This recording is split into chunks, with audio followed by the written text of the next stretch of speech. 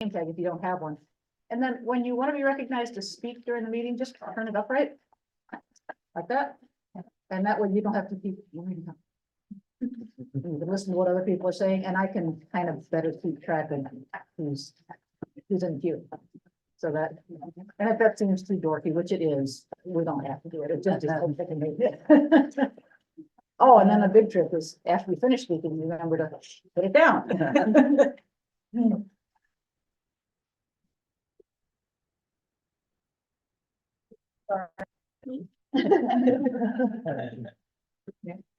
How are you? Good. Yeah, happy New Year.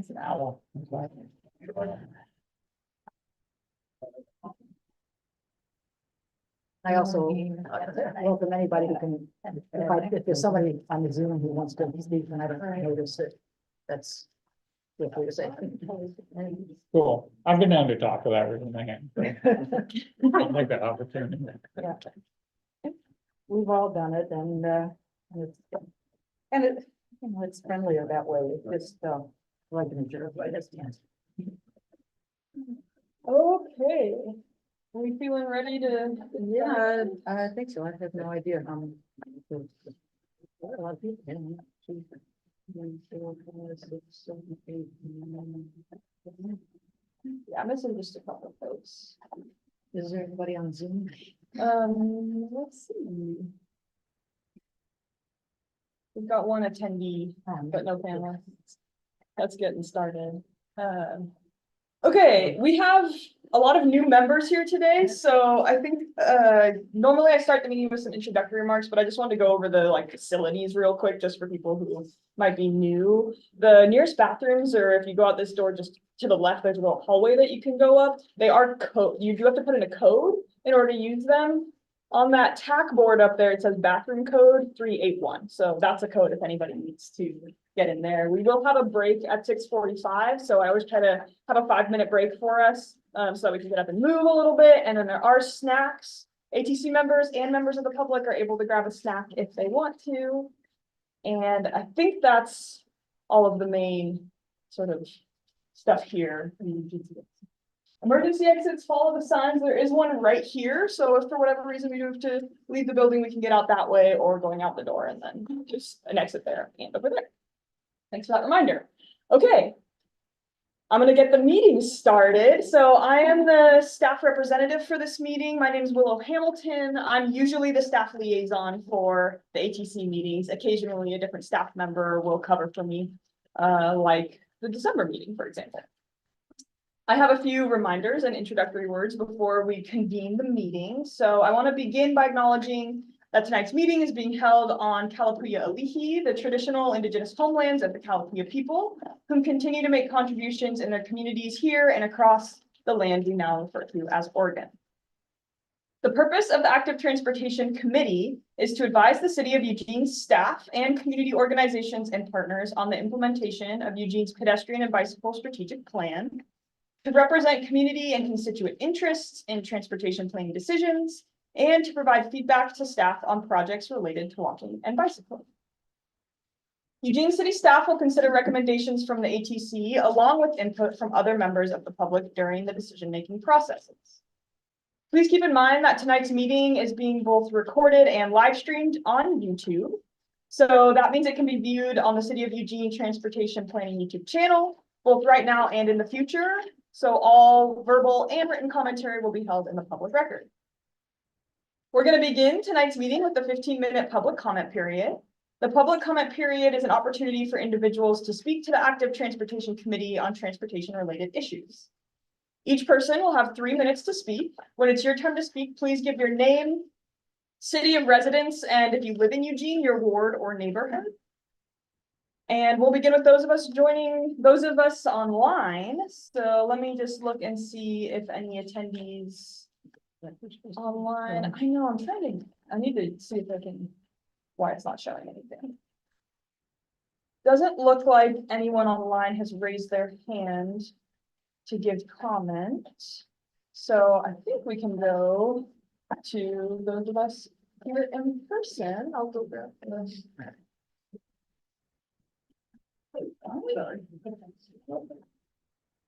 So we can start with Rachel.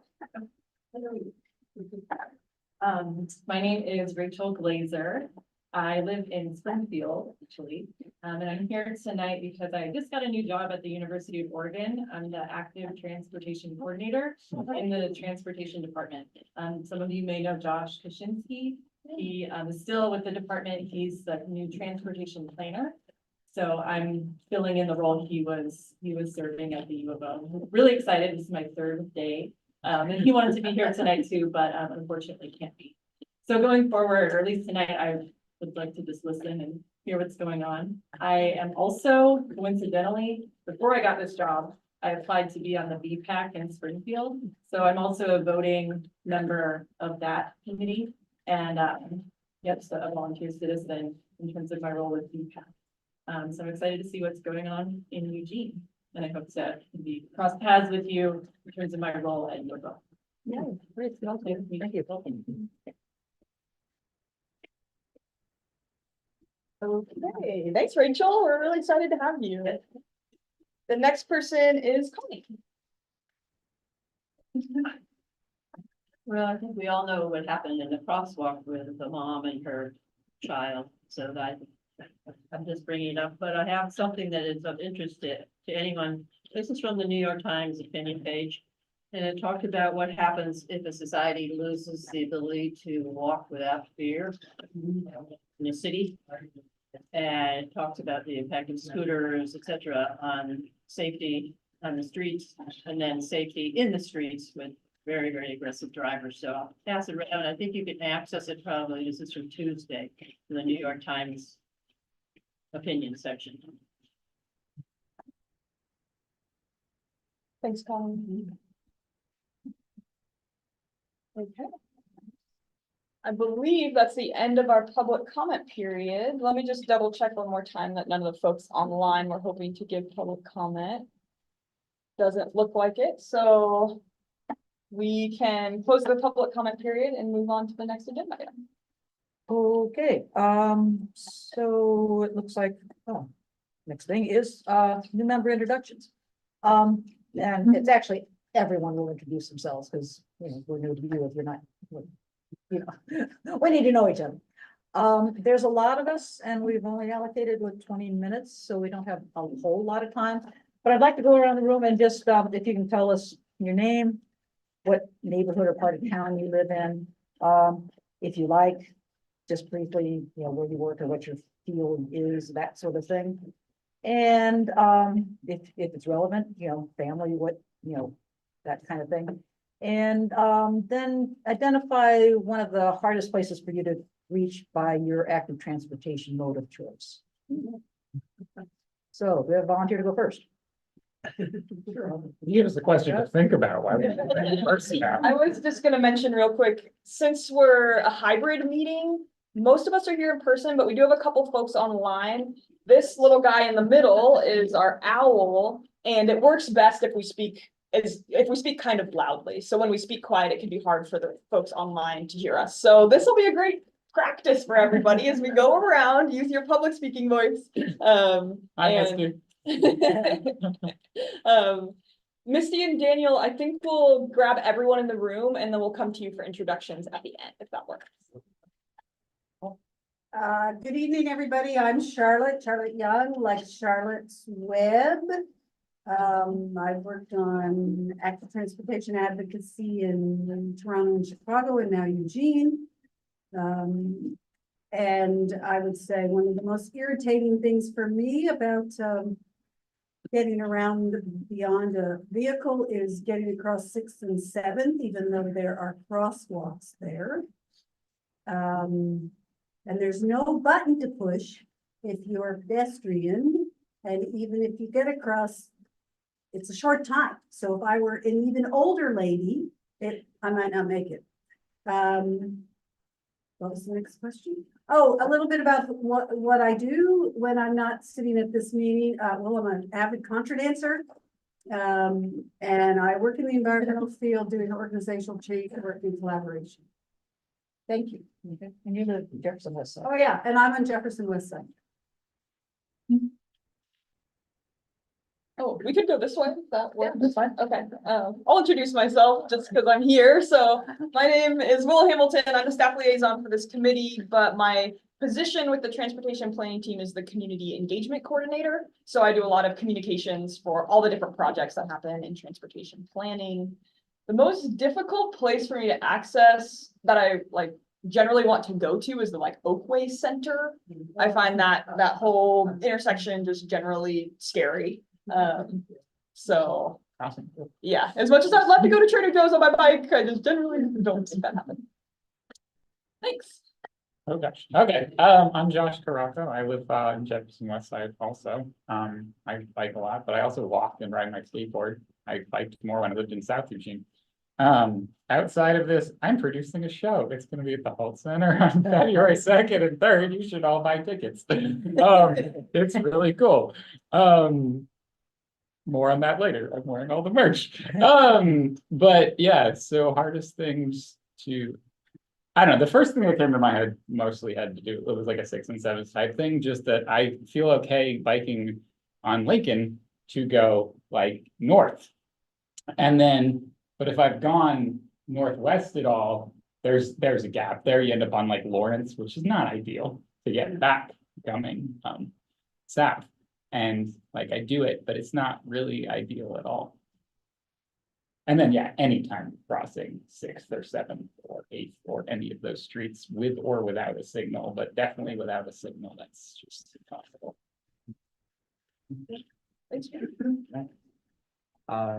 My name is Peter Smith, and I am a long-term substitute for the Fort J School District. Right now, I'm working at Churchill for a month.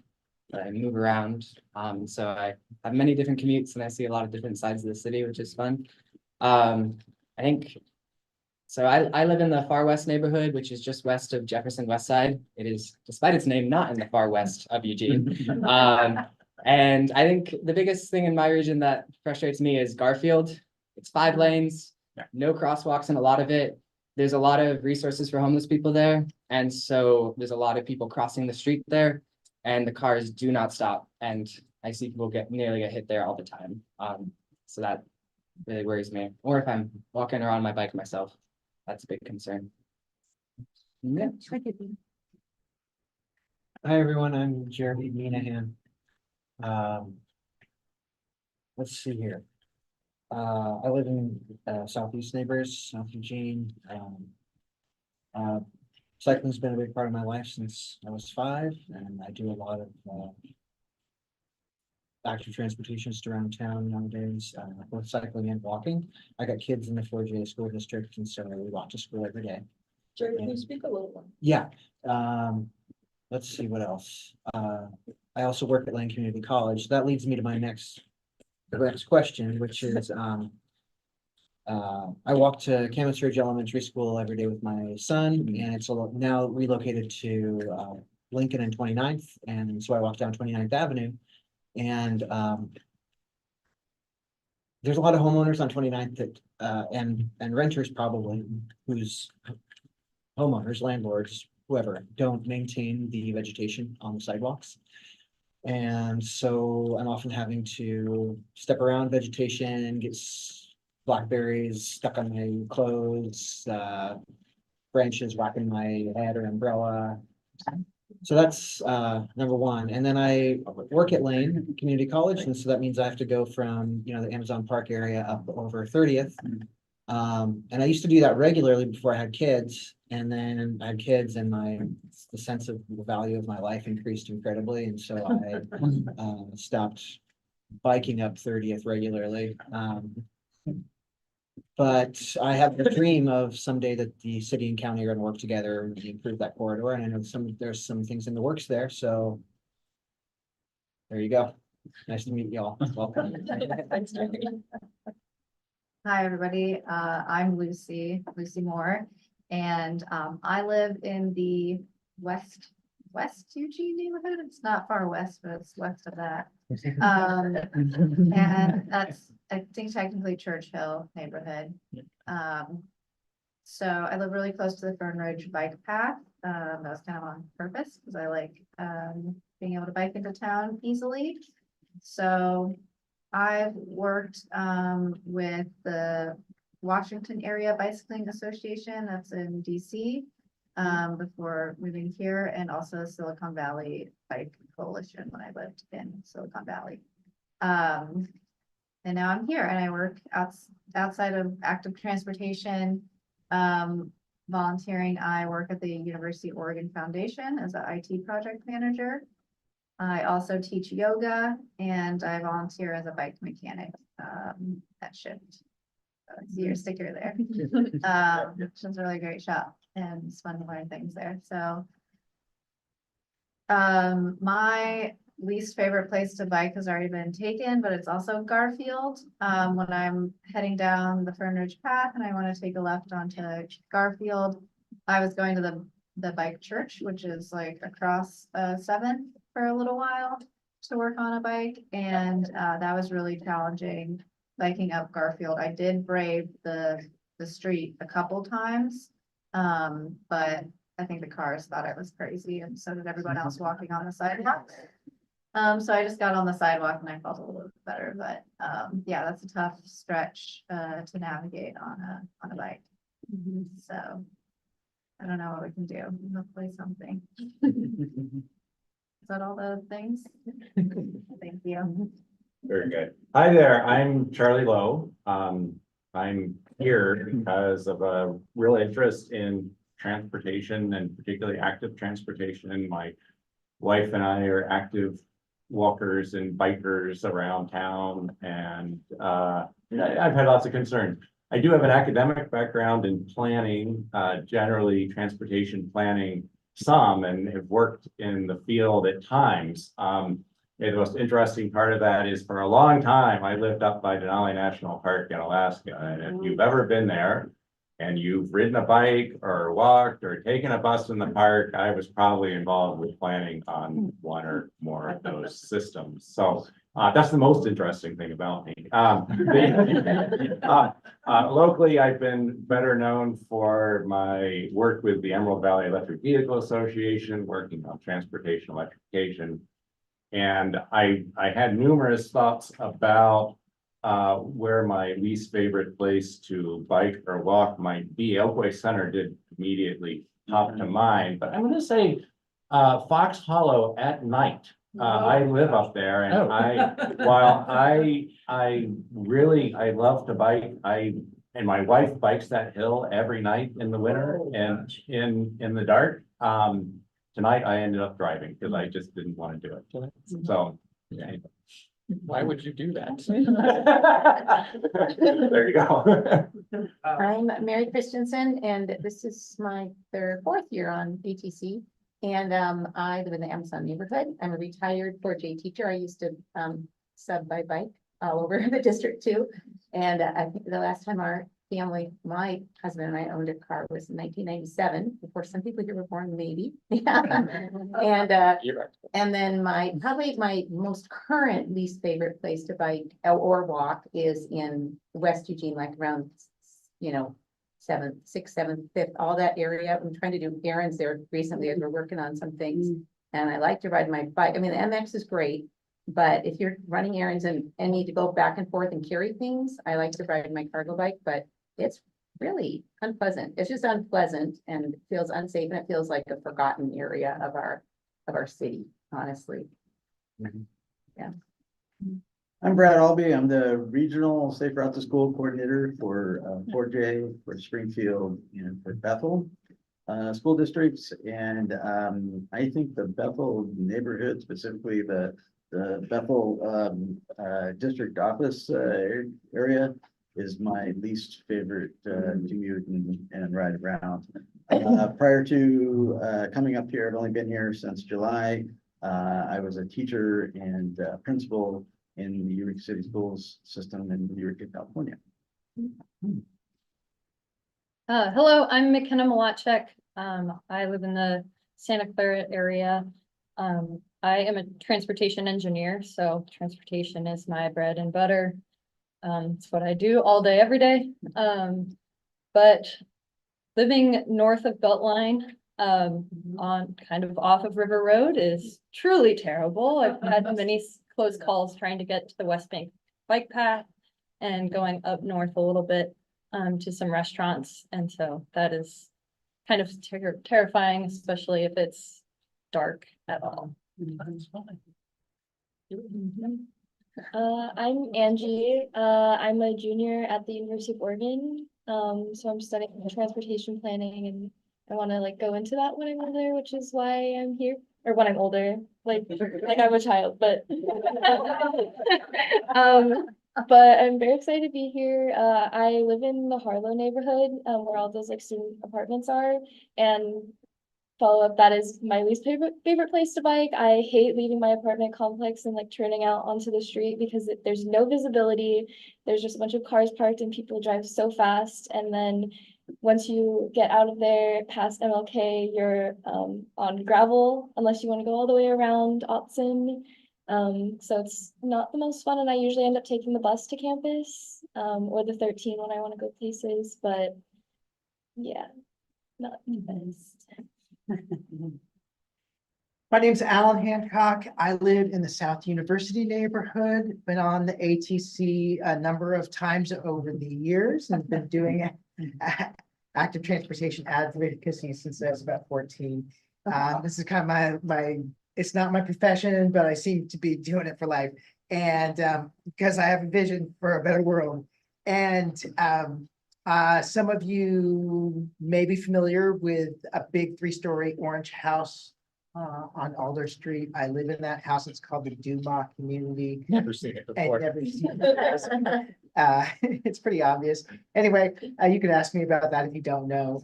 It's an intentional community. I've been part of that for a long time as well.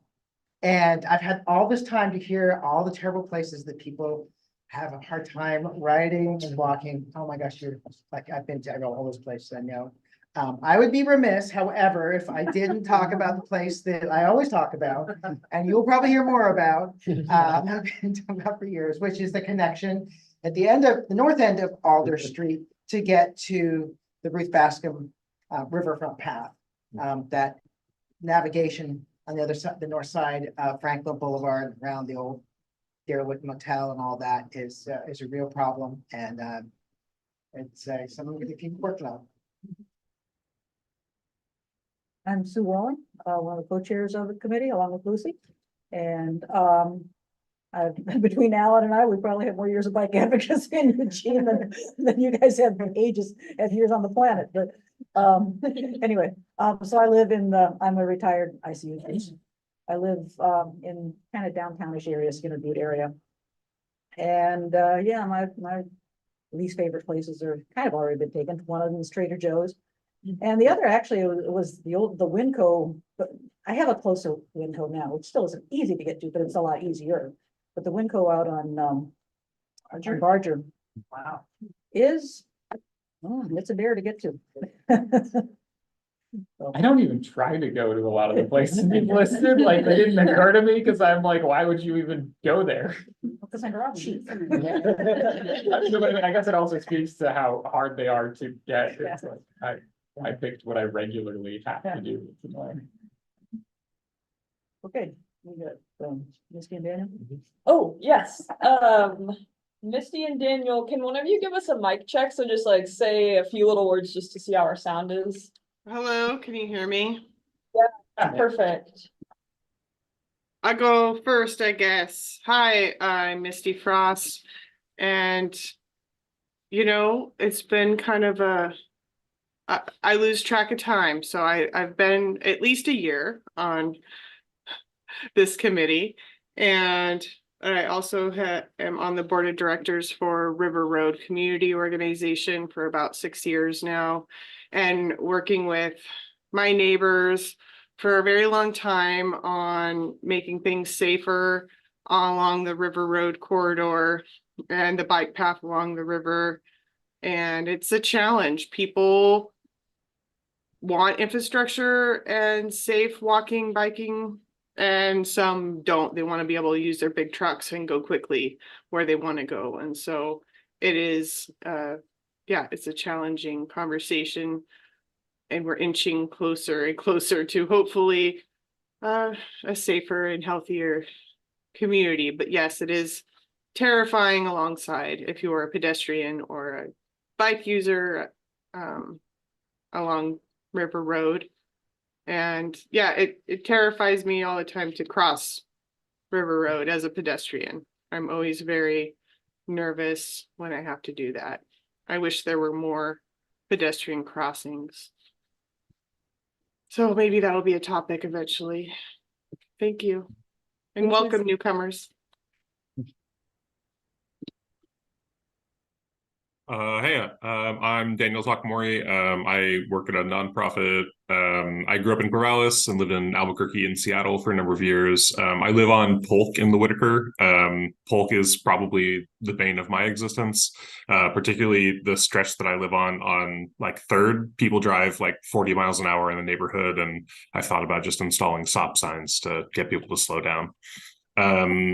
I don't have a license. My wife and I own a car, but we bike most places. So that's really good. And then I guess I would say that I have been pleasantly surprised. My brother lives over in Gateway, and I've been biking out there a bunch more. And I've actually been having pretty nice rides over there. So just as a slight twist, I'll just say that that's been a pleasant surprise for me recently. Okay, well, welcome. We're very glad to have all of you on board. So next we have the approval of the December summary notes. Who votes on those? People who were, everybody who was here, even if they weren't yet on the Oh, yeah. ATC or? Yeah, it's a good question. Well, it was sent, so just to go over like protocol for this, when I send out the meeting reminder, usually the week before the meeting, so I think I sent it out last Thursday. I include the agenda and the meeting notes from the previous meeting. So you can open those up and read through them and just make sure that I captured the meeting accurately. And this is the chance for you to be like, oh, I noticed that this thing is wrong, or I didn't say that, or we weren't saying it like that or something. I think today, since that was sent to you all, whether you're at the December meeting or not, if you got a chance to look at it, we'll just vote. Okay. Okay, so any questions, comments, corrections to the notes? I move to approve. Okay, is there a second? I'll second. So Gary moved and Charlotte second. Any discussion? All in favor, raise your hand. Okay, looks like that's unanimous. Great, thank you. With that, I will sort of introduce Mark Schlossberg, although I'll let you introduce yourself because he is a professor at the University of Oregon in the 3 p.m. What is it? Panic and Public Policy Management or something department, and is a published author on this sort of thing that he's going to be presenting, and is a former ATC member, and I'll let you take it from there. Yeah, that's great. And so Willow, what's the? I'm getting it pulled up right now. Yeah, sorry, got the hybrid meetings always are a little wild. Is this reasonable? All right, good. And I'll do it.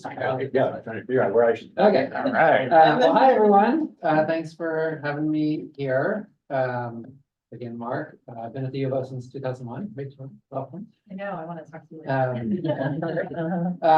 I got into the space around thinking about redesigning cities for walking and biking. Really in about 2003, I was already a professor here, but I didn't really know anything about those topics. So one day I got hit by a driver in a car biking my kids to the co-op preschool over here in Olive. And at least in my retelling to me, as I was sort of laying on the ground, like just really kind of cursing the whole situation, I thought the way I'm going to get back at being hit is I'm going to start teaching courses on how to redesign cities for people on bike. Just sort of a weird, but whatever. That's the power I had as a, in charge of my own classes. So anyway, so I teach classes on design and redesigning cities for cycling. I teach a class on that every year since then. We work with different Oregon communities each year to help advance things. And I also take students and local Oregon professionals to Europe every other year to learn this stuff on him. And one of the other things I do that I really love is that I'm the faculty supervisor of a student group called LiveMove. And so I'm going to talk a little bit about some of the work that LiveMove was doing last year. because I was asked to share that. And so, Live Move, that's their logo, been around for a long time. And so I'll talk about the neighborhood greenways, but first, just a little bit about Live Move. So it's open to any student at the U of O, undergrad, grad, any discipline, doesn't matter, just people who are interested in these types of topics, or they don't have to know anything about these topics, that they can learn by being part of it, develop leadership skills and so forth. And so each year the students identify projects that they want to work on, that they want to learn. I guide them a little bit, but it's really a bottom-up process to improve the broader community. So this is work to not just do insular U of O internal learning, but how can they be a voice, a source, an educational resource for the broader community in ways that sometimes the usual suspects in our community or staff might not be able to do, because students can elicit more inclusive kind of open-mindedness oftentimes. They host, oftentimes bring speakers, national speakers in for the benefit of their own learning, but also the broader community. And of course, they're learning along the way. They're building relationships, friends, networking with professionals. It's great in this community that our students end up meeting like all of the City of Eugene planning staff, which is really great.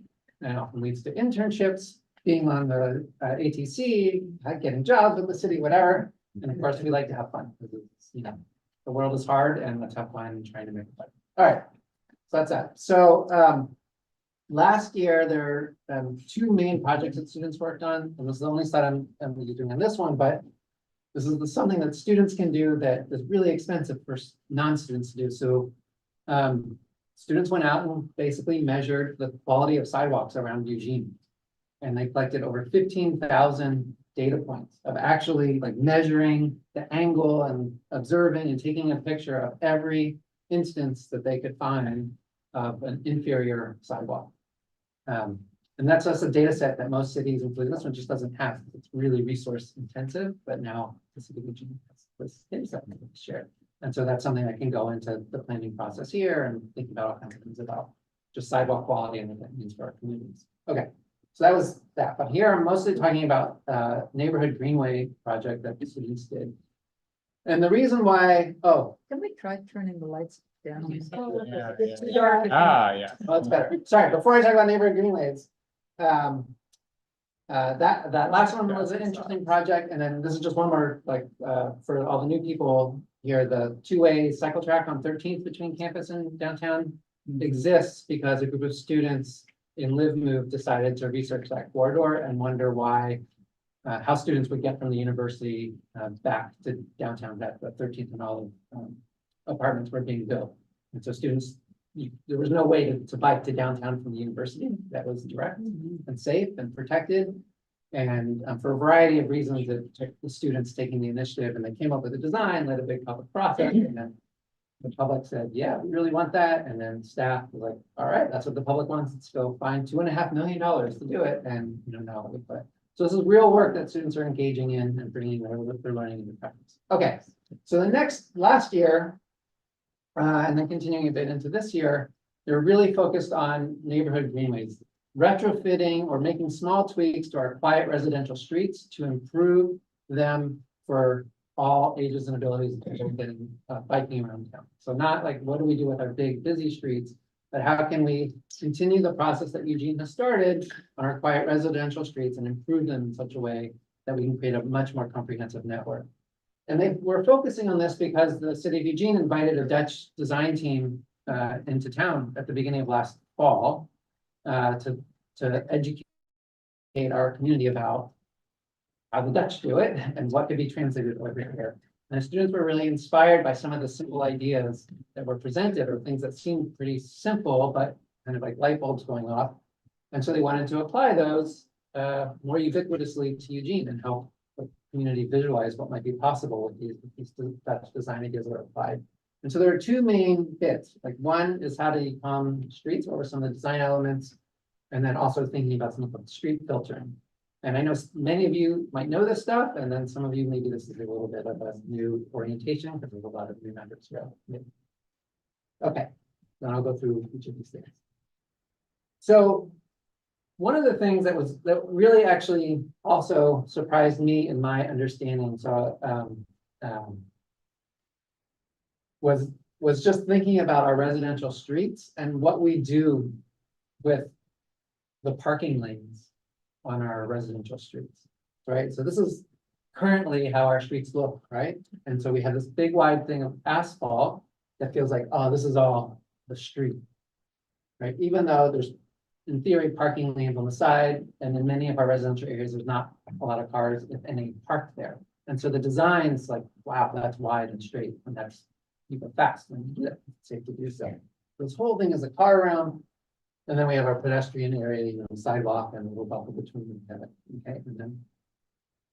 One of the key things from this Dutch team was like, if you can just delineate the parking area from not, it's the game changer for a variety of reasons.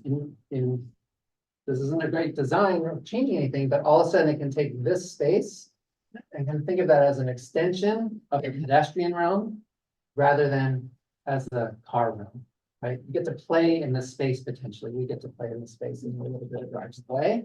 It also allows people who are biking to stop hugging and leaving any out of our cars and put them right in the middle. Okay, so if we're doing other design things that say this is a priority residential street for people on bike, we want them in the middle, and do other things to regulate speeds of cars so that we can mix and be okay. So just this little thing was a big eye opener to me, surprisingly, this last year, just thinking of this as an extension of the pedestrian area rather than as an extension of the drive. So it comes in a little bit better in the way the Dutch do it. And so these are some principles that then the students did. So here's a nice before and after. Same street, you know, the old way, black and white world, you know, and then you get our color world with happy people, right? Like color, you get happiness, you get children. And there's a variety of things going on here that I'll walk through a little bit. But just to point them out is the parking lane in these images and the subsequent ones are still parking lanes. Here's a version that has permeable pavers that sort of, which would be really nice, but that's, you know, a lot of money, but that's an interesting thing to do. But just to differentiate that space visually and with the tactilely, right? It changes the way that we view the space and the way in particular drivers would view the space. Because what we want to do to create a good neighborhood greenway system is to slow down cars through designs. Right, not through stop signs, but through design, right? And so this has the potential to do that. You can do things with pulling in where the sidewalk comes to reduce the crossings. For pedestrians, you can add beauty, you can soak up rainwater, and there's a lot of different benefits. Okay, so here are those elements in detail. So here's the before. Here's when you put in just a white stripe and maybe a speed hump that works for biking, but also reduces the car speed and says like, hey, this is something special for people on bikes here. Maybe put in the sharrows or not. Then you can add some of the things for the pedestrian realm and people start showing up next. And then we're likely not turning all of our bike streets into Dutch red, but it looks nicer on the images.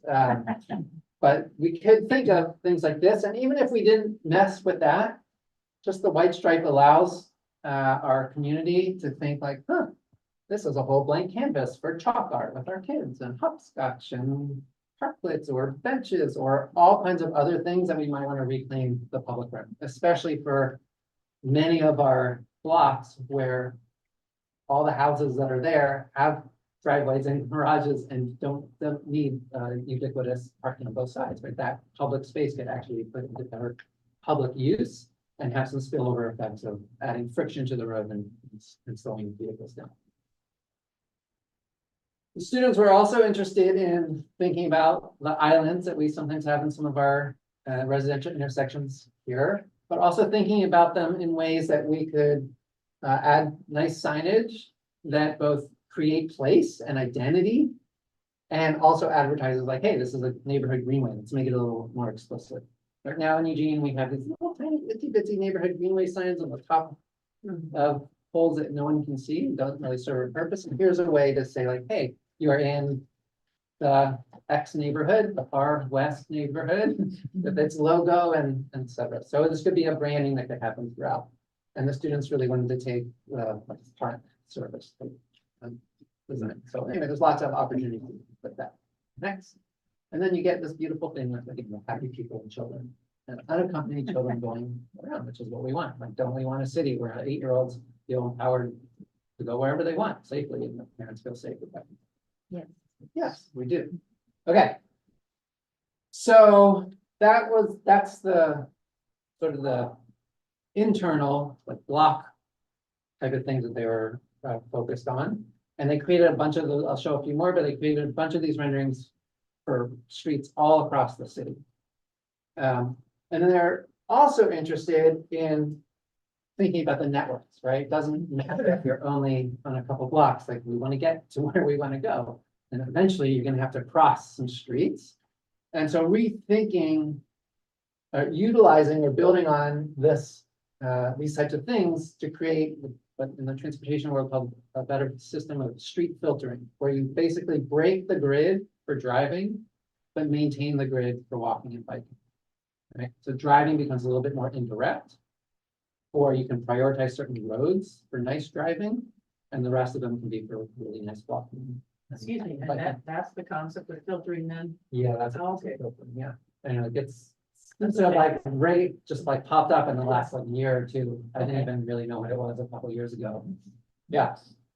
So here's Alder Dumas, is just 2 blocks down there. It's a big orange building, ask Alan. And so the next slide is a different way of thinking about it. And there's a lot of different things going on here. So if you go backwards one. So we have a sign, we have a lot of signs, too many signs, like very ugly in town, so many signs. I'm sure there's regulations that mandate that you have to sell signs, but anyway, lots of signs. So if we can get the same impact with removing some of that visual clutter and also making it so that you can't drive your car straight through what we want as a neighborhood greenway, and also prevent cars that are kind of coming this way from turning left. That makes it much easier for pedestrians and cyclists and skateboarders and one-wheel users and scooter users to cross, right? And so on our neighborhood greenway networks, this is the type of thing that makes a lot of sense. And so if you go back a slide, there's left-hand turns off of 24th, well, this way, or off of Alder onto 24th. And that conflict is not what we want. What we want for drivers is not to use the neighborhood greenways, to clutter up the neighborhood greenways to get out to the lanes with car movement roads.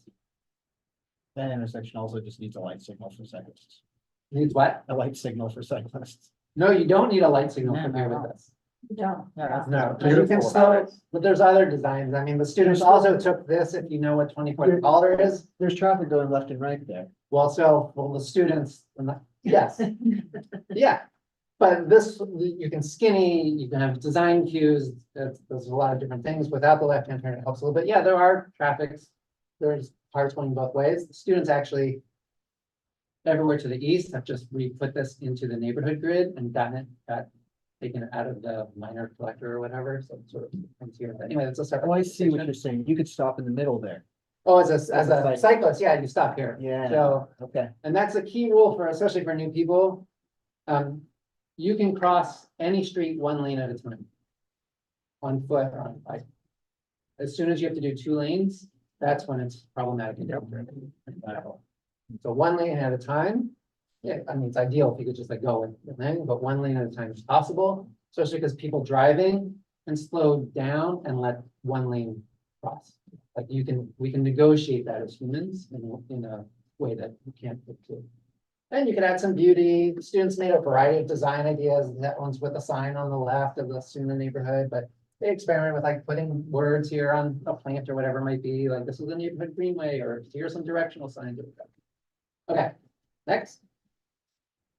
So we have a couple of these in town, which are kind of fun. It's a nice way to break up the grid, right? Where you're breaking up the grid for cars, but keeping it straight for bikes. But students, want to make it better and more beautiful. There's if you go back one, a lot of space. Go forward one. It's like, oh, let's regulate our speeds and our beauty, and then we have happy tourists sticking selfies and whatnot. I have a question about these. So an SUV and I were very confused. Do you follow the roundabout rules of yielding to the person to your left? Or do you follow the regular rules of yielding to the person on your right? If you're on a bike? So I was on a bike and they were in a car, And so they didn't really see it as a roundabout, but I saw it as a roundabout. So both of us were Well, confused. Yeah. in this one, the cars can only turn, they can't go through here. Yeah, so I was coming from the right in this Yeah. example, and they were coming from the background. And so I was trying to go straight and they were trying to turn left in front of me. And neither of us knew what to do. I don't know, and I would say there's like 3% of life. Yes, Somehow you're you right. get that rare moment. Yeah. where you can- Yeah. Part, and Never you just sort of experienced like that. negotiated and work it out. Exactly. Okay. Yeah, I mean, the truth is that in most neighborhood streets, the likelihood of arriving at Yeah. a place at the same time is pretty rare, and maybe we don't have to like. Oh, and the fact that you're looking at each other, Yes, that's your big safety factor right there. absolutely. But technically, I don't. Generally, this is not legally a roundabout. It would just Okay, be it's an not a- intersection, in which case anyone making a left turn is always last. So anyone turning right or going straight is first, left is last. Like left is last is pretty much always true, except for roundabouts. I'm yielding to that car if I'm on a bike. Yeah. Yeah. I mean, can you trust people to follow right of way rules? Probably not. We negotiate these types of things all the time, and if speeds are low, the Yeah. negotiation is okay, and even if there's a miscommunication, when speeds are low. Yeah. Speeds are No, low. Okay. These are just signs, again, as I said, they're both informative, more attractive, and can be customized, right, by neighborhood, have a little neighborhood pride. Here's the SUNA version, that's the SUNA logo. Eugene logo, so just an idea. The students also wanted to look at what was all ages and abilities bike network of Eugene, and so they took they took the map and they mapped. This is the current all ages and abilities bike network of Eugene, which is, you know, for one of the nation's best cycling cities, is not super impressive or not what we want it to be or why you're here. We're trying to make it better. It's very disconnected, and no wonder you can't get to Winco and to, you know, Oakway and, you know, everywhere else, because very few things connect. And obviously this is an ongoing process, and there's lots of great projects in the works. So students could do what they could do and be like, wow, if we got to just look all around the city and make a different version, we can do the next one. And so they mapped out, trying to take advantage of what would be the appropriate neighborhood streets to create a network of neighborhood things, and they're not gonna get it all here. And then to have a basic rule that any arterial collector has to have a protected bike route, straight up. That should be policy. So the bigger the infrastructure, the better the bike infrastructure needs to be. The bigger the street, the better the bike infrastructure needs to be.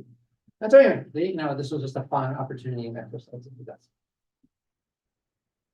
So, all of their work is online at livemove.org, so we keep a nice repository of everything. There's some nice fancy sliders of those maps. You can just keep going back and forth, before, after, before, after, before, after. It's pretty different to do.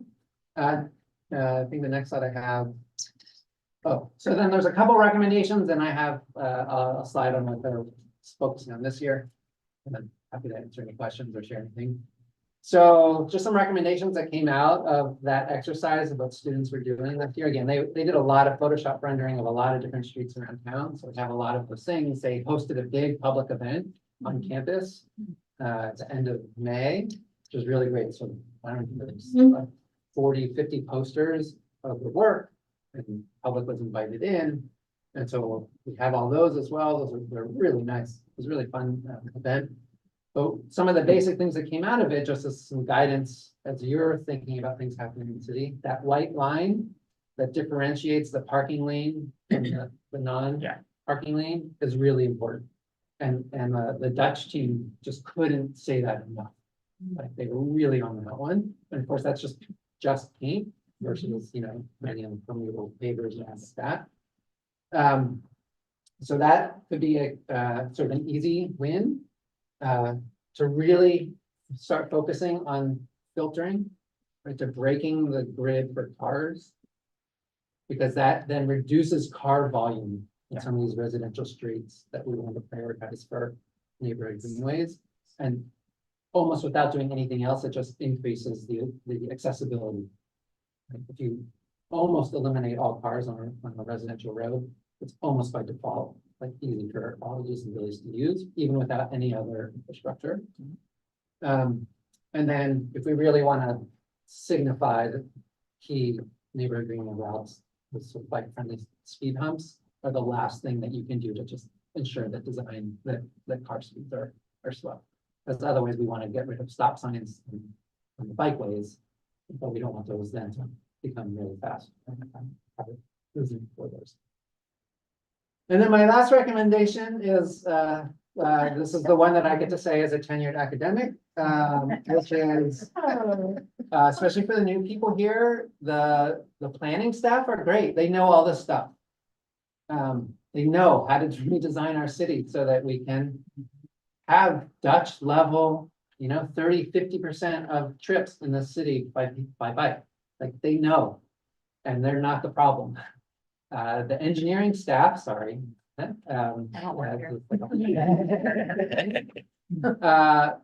don't know that they're ever asked what they see as the approach to meet city council goals of tripling the number of non-car drivers.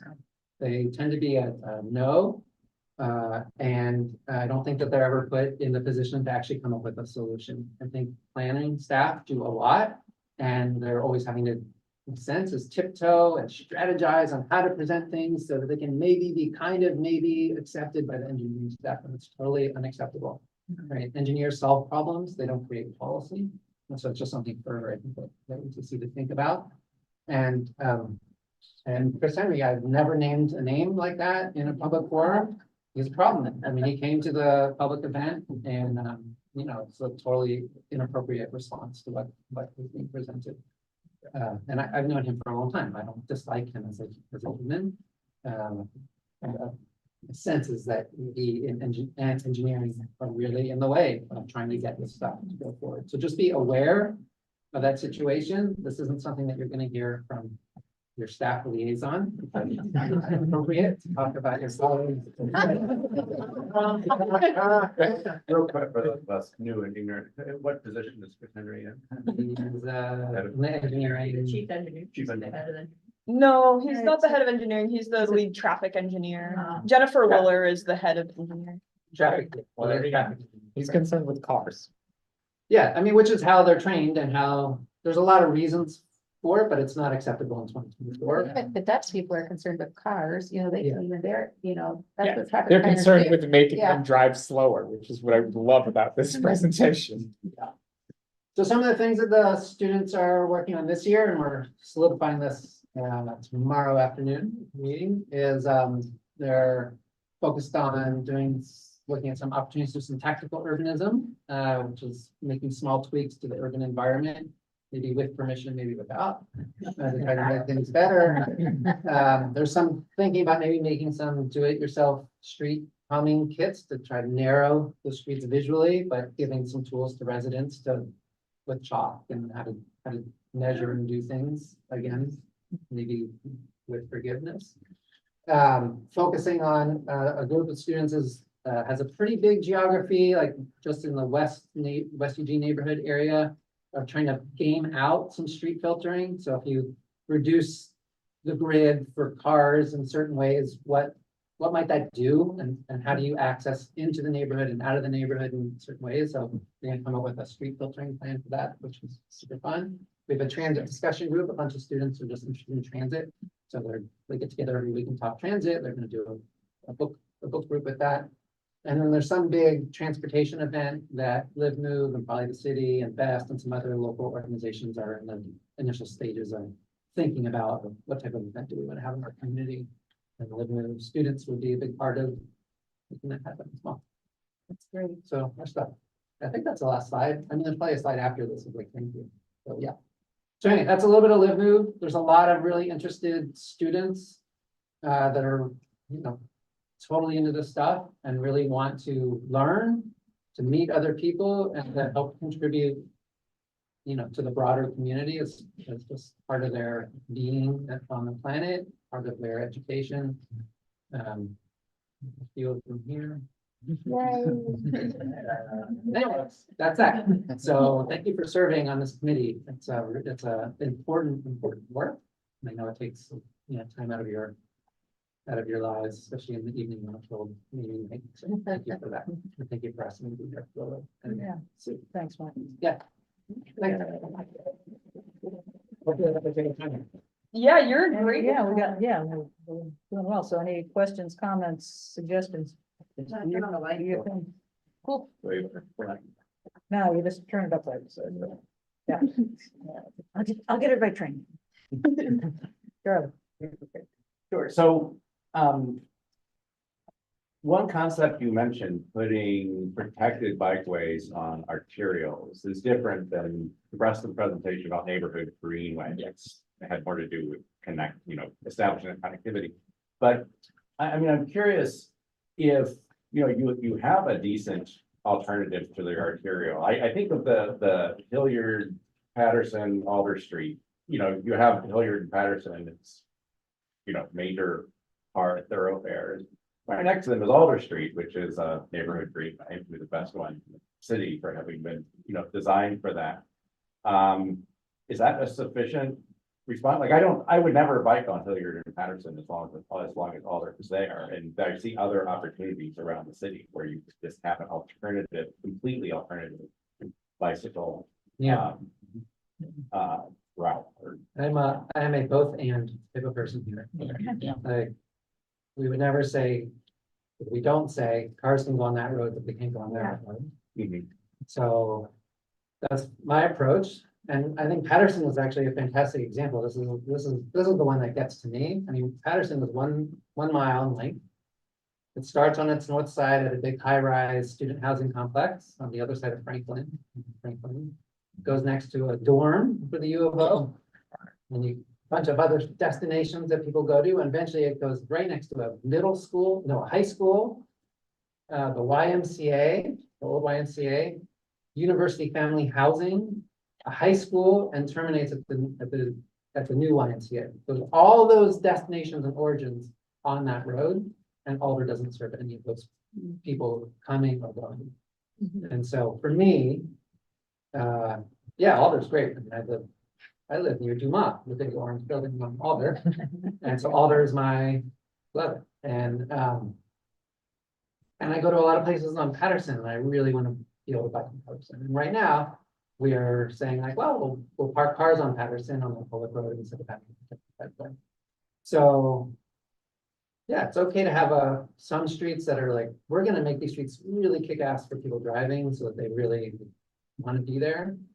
But I'm not someone who's like, well, Alder's there, so Patterson shouldn't be. To me, like every major street really ought to have protected bikeways. That's how you create the ability for people to get from anywhere to anywhere.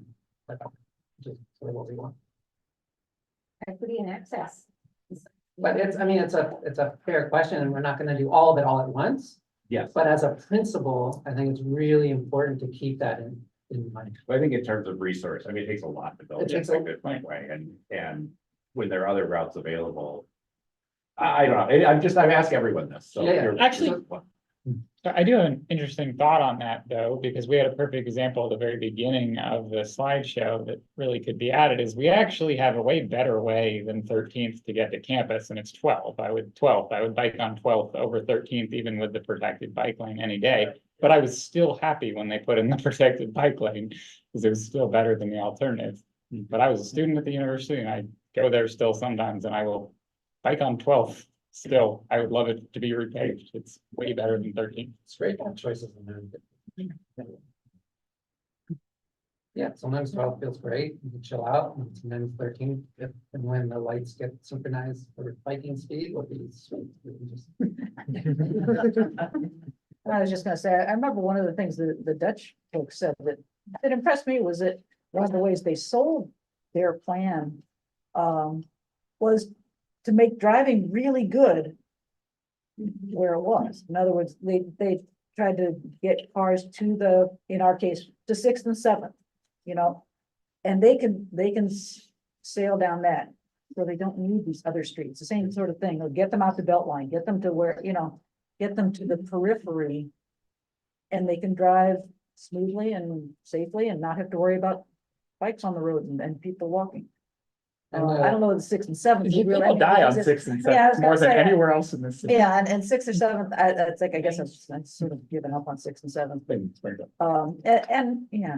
And sometimes like the filtering idea, where you're actually reducing cars exiting neighborhoods onto the roads where we want to prioritize for driving, right? Reducing some of that on and off actually can make that driving experience better. So there are ways to think of filtering and reducing conflict that actually do help driving in certain corridors without needing to have also multiple lanes, right? Like 6th and 7th, the problem with those is that they're too wide, right? So if you could have the functionality that's needed without the width, right?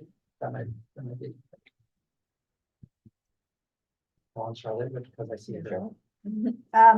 So Mark gave us a slide that had 3, 5, I forget how many, recommendations, but several recommendations. And I am wondering, is there an official role for us as the ATC to somehow say, we'd like to see these implemented and make it a recommendation to the city? Or is there some way to take this forward beyond getting all excited, Mark's doing good stuff?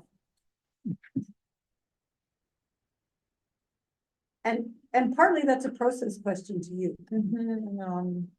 I don't think that there's anything wrong with the ATC making a motion or submitting a statement or something like that to staff. So if that's something that they just wanted to work on, or maybe the infrastructure committee wanted to work on, subcommittee wanted to work on, that's always welcome. Are we advisory specifically to transportation planning? I mean, engineering is also transportation department. Is it? This committee was formed as advisory to transportation. Like that's where it came from. But that doesn't mean we are real gung ho with this transportation plan that the planning people came up and we see it not getting achieved. You know. Yeah, let me bring that back to people higher up than me and have a conversation about what, like, if the ATC wants to pursue having more conversations with engineers, what that might look like. Because I'm not sure. Can I go? Yeah, okay. I was gonna say that I think that it's what your work is really important in our community, and I'm so glad that you are here doing this work with your students. I think we're incredibly lucky to have that and have all these young people who, you know, are really like thinking about this already. I just feel like, wow. And I'm also really appreciative that that there's a link to the Dutch people who came, because I went to several of the things. I thought it was really great work. And it could easily just kind of die. And I know that the planners took it and did, you know, they're probably working with it some, but I think to have, you know, somebody continue to go, like, here's what we learned, here's what we're doing, you know, here's how we can apply to our community. I think that's super important too. And along with Charlotte, I was thinking that, you know, these are really great recommendations. And I'm thinking we could look at some of these things for our retreat in February, when we look at the year to come. And see if we want to incorporate some of these ideas into our retreat, our planning retreat. What I was thinking. Yeah, thank you. And I'll just say, because I'm not sure if you will, but Angie is also a member of LitMove and also spent a month in your studying the stuff. It was awesome. Great. So, you and knowledge and ambition and great. that sort of healthy like patience. That's really So back to things that we could potentially make a motion about, that white stripe idea. Willow, would it be possible to make some sort of policy for the city of whenever a street is repaved? Like making that white stripe that delineates the parking lane, like is always done with the repaving? I mean, I think like in theory, Yeah. anything is possible. Yeah. Yeah. I guess like I don't know how many resources that would take or anything like that. Yeah, I also am not totally sure, but I think it's something we could look into and pursue. Policy can be really challenging to make. The ATC is not advisory to council, and they're the ones who make higher policy, but there's always opportunities to change things. We do have a complete our complete streets design standards is something that we're finalizing and working on right now, and that community engagement process is about to launch. So that might be a place where we can sort of look at and have that conversation. So could we potentially look into making a motion to add the white stripe to new paving projects as part of that? Yeah, I think. that Or would work. incorporating, you know, as much of this as possible into that. That you just mentioned. So, if that's like the best place to. The transportation system plan is something that's been discussed as needing revision.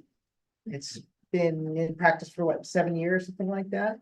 So I don't know what the time, Laura, do you know what the timeline is for for reviewing the TSP? Because that could be a place where a policy like striping could be included.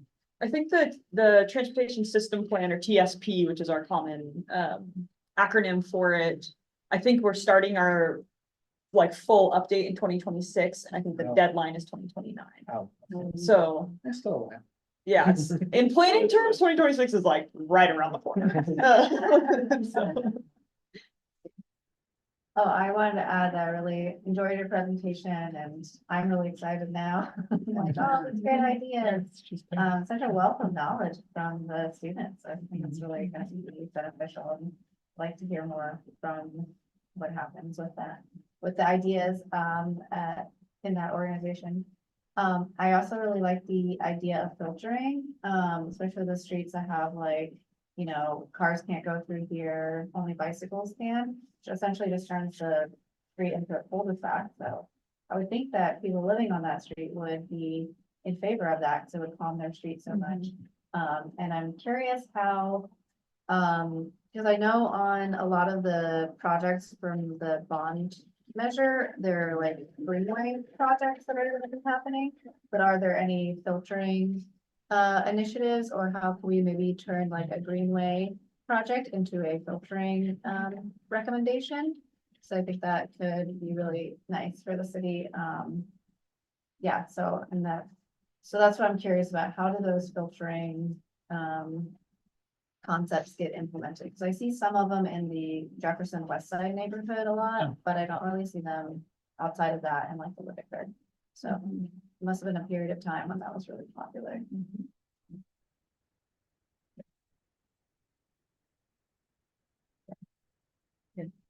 Just my impression is that, and well, the fire departments hates anything to get in the way of their trucks. That's one obstacle. The other thing is you do have to be careful about, you know, because the people who live on that street would love it. You're gonna be diverting traffic onto somebody else's street. And so you have to, that's kind of the political thing you have to deal with.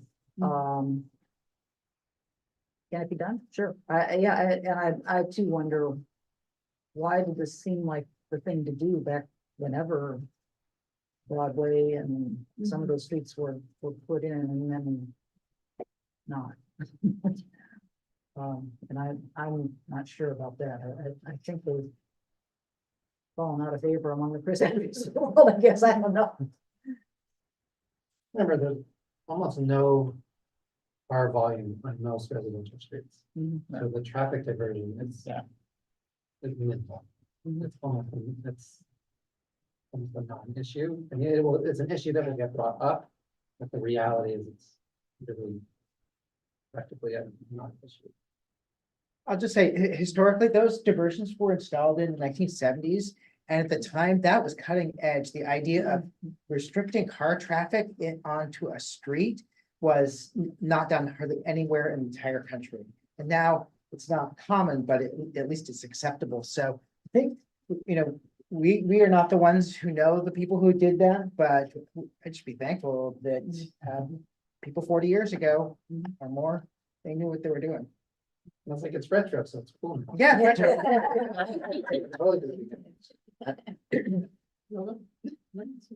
Yeah.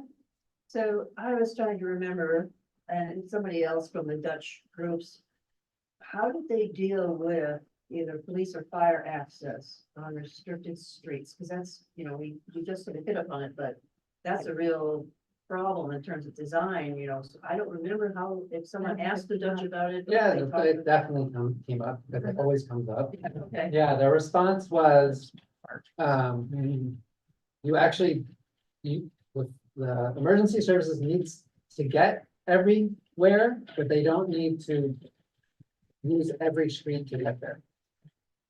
So the nice thing of a grid is that the actual time from here to there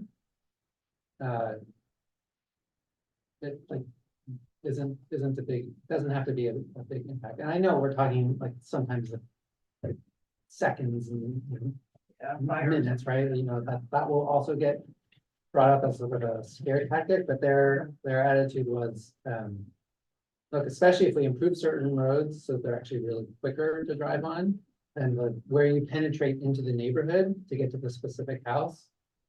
You know, if you can't go here, but you go to the one next to it to get to a house in the middle, it's an inconsequential difference.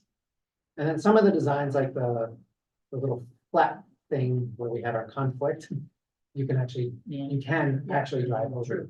So there are some designs that feel like they're barriers for people driving cars, but emergency services know that they. Speed bumps are literally the cutouts are for ambulances and fire trucks. Yeah, they often have. Yeah, but those are the things that get brought up to like kill things, I know, and yeah. we do have to address them, but that's, they did talk, Yeah. because it always comes up. Yeah. I know some countries, I forget where, they have smaller Yeah. emergency vehicles too. That's true. Yep, you know, these huge things, and we have to get down these huge roads and, so, you don't always need that. I'm not sure that the ATC should take up. No. Take the battles, I'm not sure. Yeah. Although Cahoots vans are like, they thought about that stuff. That's why they don't. They can get down alleys and other places. Point. Okay, thank you for your work. Thanks. All right, thanks. Yeah.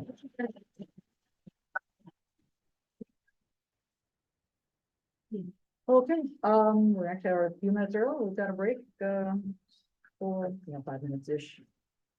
So, yeah. I'm back at like 46.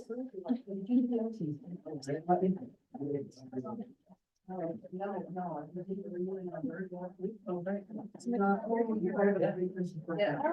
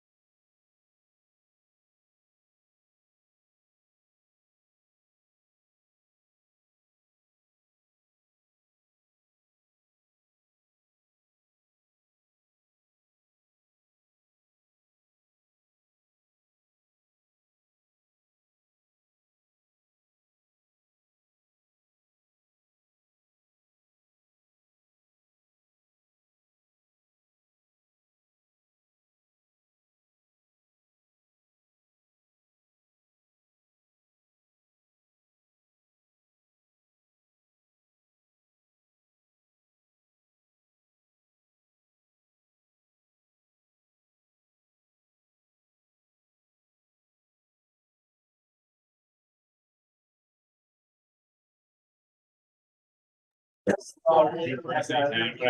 I first got here.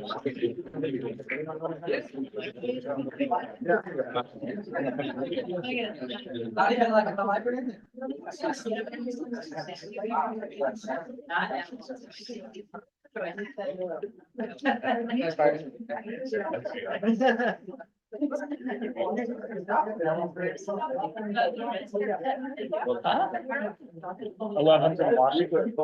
Yes, yes, yes. Yeah. It's a large reason I'm on this committee. I could talk about that intersection for 3 hours and not get bored. Thank you for having us. That'd be nice, yeah. I want that map. Okay, thanks, Mark. Thank you. All righty. So the next item on the agenda is this February retreat. I think, have we officially decided that the date of the retreat is going to be our normal February meeting date? And we will probably extend it a little bit, just to give us a little more time. And we've had some volunteers, could probably use more volunteers to kind of do the retreat planning.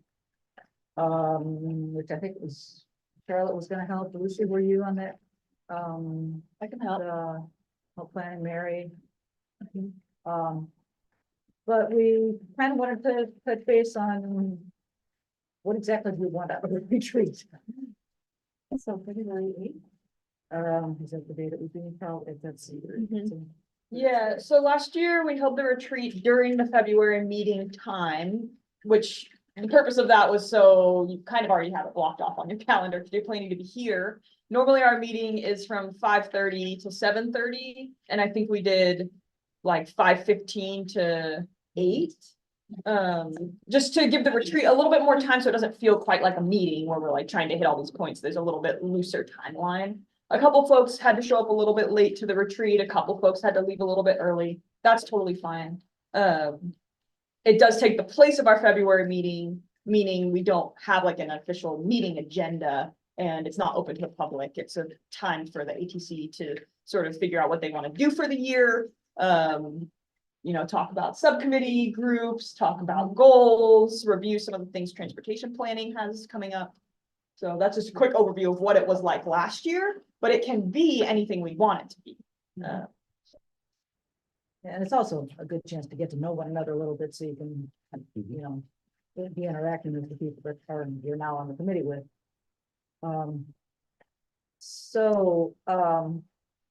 Any suggestions, ideas of if you've been involved in other organizations that have had a retreat that was particularly successful? I think, you know, in general, the idea is to try to get a game plan for the coming year. In one way or another. And we also used it last year, I think, to get a handle on what since we are advisory, the staff, get a handle on what staff was gonna be spending their time on. Because we just had the feeling that, you know, if we're trying to get your attention about something that's not on the staff's work plan, we're probably not gonna get a lot of headway because they're, you know, they only have so much time and they have stuff they have to do, you know, because of the department work plan or whatever. So it was a chance to figure out what they were doing that we could, you know, where we want to jump in to try to maximize our impact. Yeah, Brett. Just a couple questions. One is there more staff that would come to it as well, or is Willow, are you the only person from the staff who would come to the retreat? I'd be the only person. Okay, and I guess the other question is, does it take place here? Or is it at a different? Last year we held it at the library. Okay. I'd like to do that again if possible. It's kind of nice to get out of this room because it just gives us a different feel. But it just depends on what I can see together. Yeah. Gotcha. I have some suggestions, because there's a lot of people who are new to the committee. I think the education could be a part of it, and that could include some major topics, like a review of what the transportation system plan is all about, what the bond measure is all about. Could also talk about historically what some of the accomplishments of the ATC have been, and maybe even reviewing some of the comments that people have at the end of the year where they say, I wish we had done this, or I wish we had approached things differently in such a way so that we can harvest the information and the learnings from previous ATC members going forward.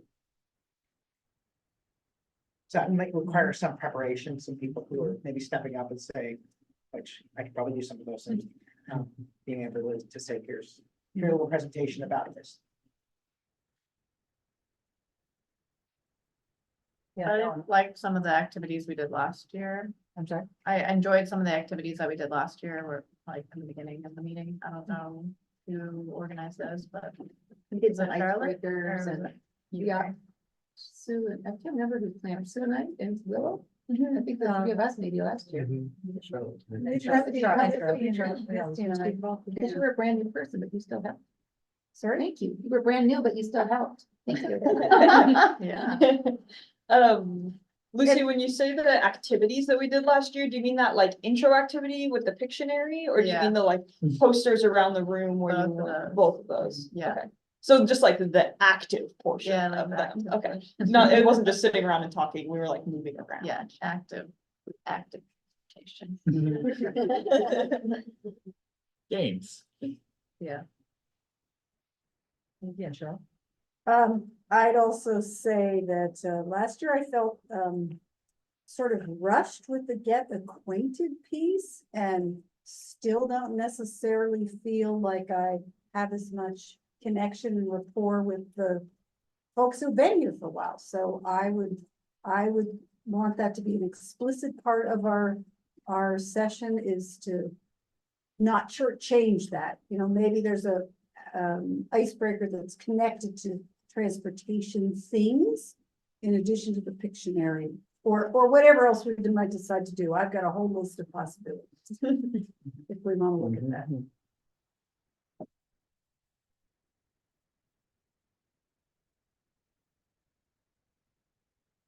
Any thoughts?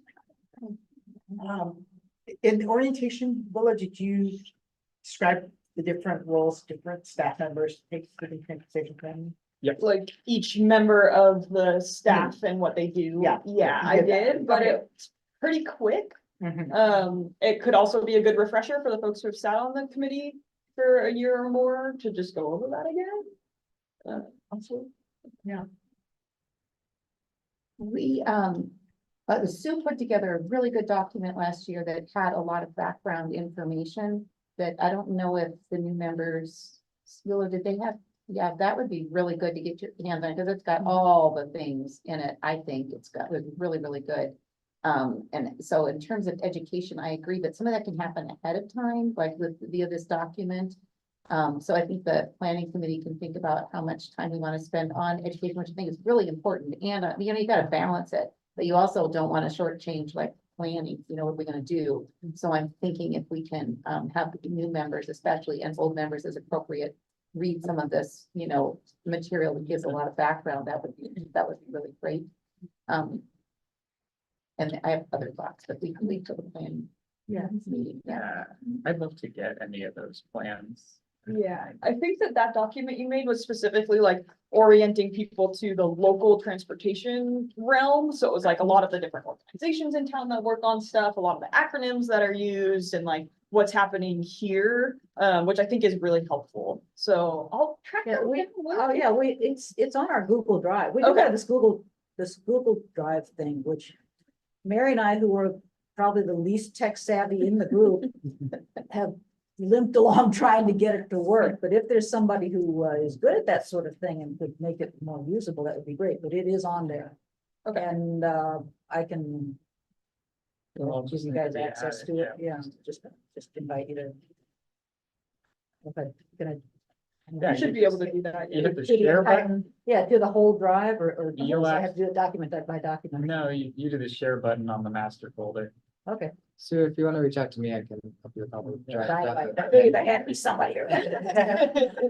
Yeah, it's kind of a mess right now because the categories don't make sense, subheadings and stuff. It's hard to find things. It's hard to navigate.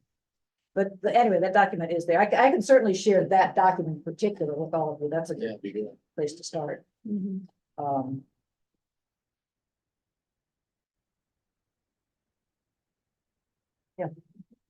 I wish last year we had more time to learn about transportation planning, proposed projects and their priorities, and think about how that fit with our priorities. It felt like a little bit of a mismatch to me, and I would love for us to have some time to do that. And if it doesn't happen during the retreat, I'd really like that to be a carryover in future meetings. You know, if that's a March agenda item or something. Can you say a little bit more about that? Like it was too heavy on what their priorities were almost? No, we had a brainstorming session where we all talked about things, vegetation on sidewalks, you know, I hate Garfield, whatever it might be. And then there were things that the city had said, you know, we've got these things going on. And we didn't have any time to really reconcile as a group. Well, how do those things connect to each other? I mean, I think we spent 10 minutes or so on that, and I wish we'd had a half an hour. To really get our heads around that and think about how we as a committee are being strategic with all this. Because it's great that we don't like the way it is going into Franklin and Alder, but unless we can connect that to the bigger picture, then I don't feel like we're being as strategic as we could. And I'm gonna disagree with something I heard somebody say about, you know, we're not gonna get attention on something that's not on the staff's radar. I think that we can bring up, in my experience here, limited as it is, I think we can bring up anything, you know, and you can, I think if we feel strongly about something, we can make the recommendation, and the people on the staff have been really responsible about coming to us when we say, hey, we want to talk about this. And so I think that anything can be on the table. It's just a matter of how we want to process it. You know, how what our approach is going to be. Yeah. I think it made me think of like if we came up with an idea for a project and recommended it, like a certain street. I think we can do anything, and we haven't had our hands slapped yet. You know, I feel like the staff's been really open to us, and you know, we have to be cautious. I mean, we have to be respectful. You know, and we have to know what our place is in some ways, but I think there's always a way to say, we think this is really important. You know, that's what we can do. Yeah, but I've also been curious about the life cycle of like when, you know, concerned citizen has an idea for bike infrastructure, or pedestrian infrastructure, like how often does that actually get implemented? I feel like even being on the committee for a year, there's a lot of things that the city is doing, and we hear about those, but I don't know too many success stories of like just citizens being like, we really want this implemented. And Well, I just don't know how that works. Well, the city did that huge outreach thing and got bazillions of comments and suggestions and ideas, and it shaped the bond measure proposals a little bit, but then there's still hundreds of other ideas that, you know, that people have, and I'm not sure whatever happens to them. And I guess maybe that outreach will happen every couple of years or something, or I don't know, I just thought that maybe it was like a one-off thing. I don't know, it's expensive. Yeah, I mean, it was required by the bond. So voters voted for the bond, and that triggered us having to do this big community outreach thing, which was great because it really did heavily inform what got funded through the bond measure. It's a 5-year bond, so when that 5-year bond is over, citizens will vote again on if they, you know, want another bond, and if that happens, we'll probably trigger another big community engagement push. So I think it is kind of a 5-year cycle with that, and that's that. Just to respond to your like, what happened to all those leftover comments from Move Huge that didn't get funded through the bond? Like I said, the transportation system plan is getting updated in 2026, and a lot of that stuff, a lot of the Move Huge process that we did is going to be part of our community engagement for the TSP as well. It's like, well, we just did a big community engagement thing 3 years ago, so we can bring a lot of that into that. So it's not just like going away, because it was a huge lift for staff to do that. Yeah. So we want to use that data as much as we can. But I was also thinking that we in our retreat could review the current TSP. I know we all already own a copy of it, but just like going over it and synthesizing that information as a group might be fun. I would think it's fun. Those are my ideas. Yeah, any like major documents like the TSP, I'm sure a lot of people have seen them. We could get them. I'm nerdy enough to read every word, just probably not this month, I guess, but I'm nerdy enough to do that. Like, It's right there on the webpage, or not on our webpage. the City of It's on Eugene the city website is terrible. Objectively, I've spent, and I could find it, but when staff can just pull it up and send me a link, it's just so much easier. I will send the TSP. I mean, I can use the like entire- Control F to find it on the right thing. Yeah, no, but, I'll like, just send it. That's not a problem. I feel like that's one thing that I'm good at is that I do follow up with sending documents. So I will do that.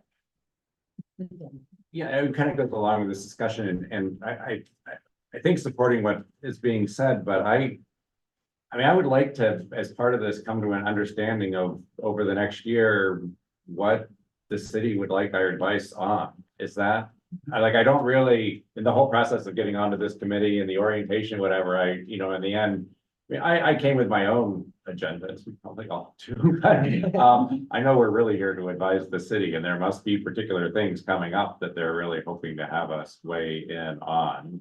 And so. Well, last year. if I That's could kind of say- what we did last Yeah, year. Willow and staff spent a lot of time putting together like 7 projects that they're gonna be working on, and it was really good information. But in a way, it was not, I mean, it's no fault of anybody, but it was a little stifling in some ways too, I think, for like what, I think what Charlotte was saying a little bit, like, what do we think the priorities are? And so, yes, we need to know what they're working on, and we did give input at different times, but it felt a little stifling to really focus on all of their projects and have less focus on what we just think is really great for a city to have, you know what I mean? Like the hopes and dreams versus like these projects, finding that balance is kind of part of our task, I think.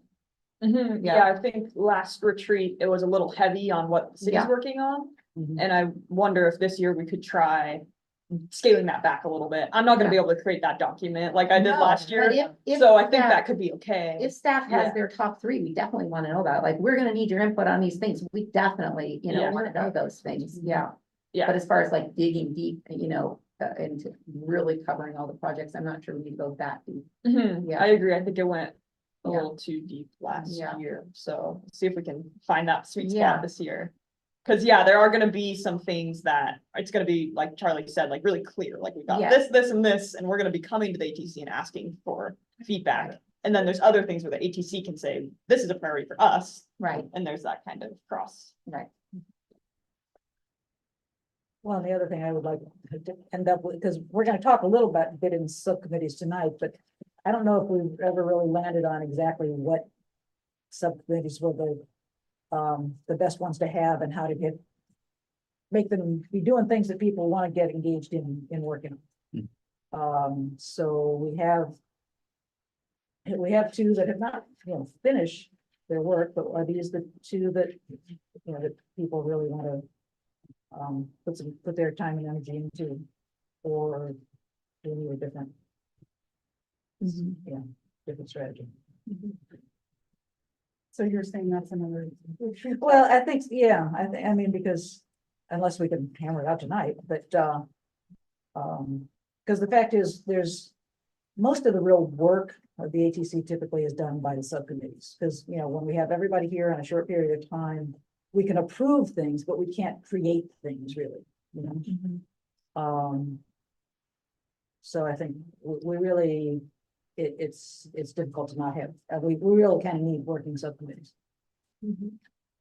I agree. I think in the retreat, if we can decide what our subcommittees are gonna be for the year, we'll be in a better place than last year where it was a little more ambiguous to start. Mhm. And hopefully we can create more in those things we decide early.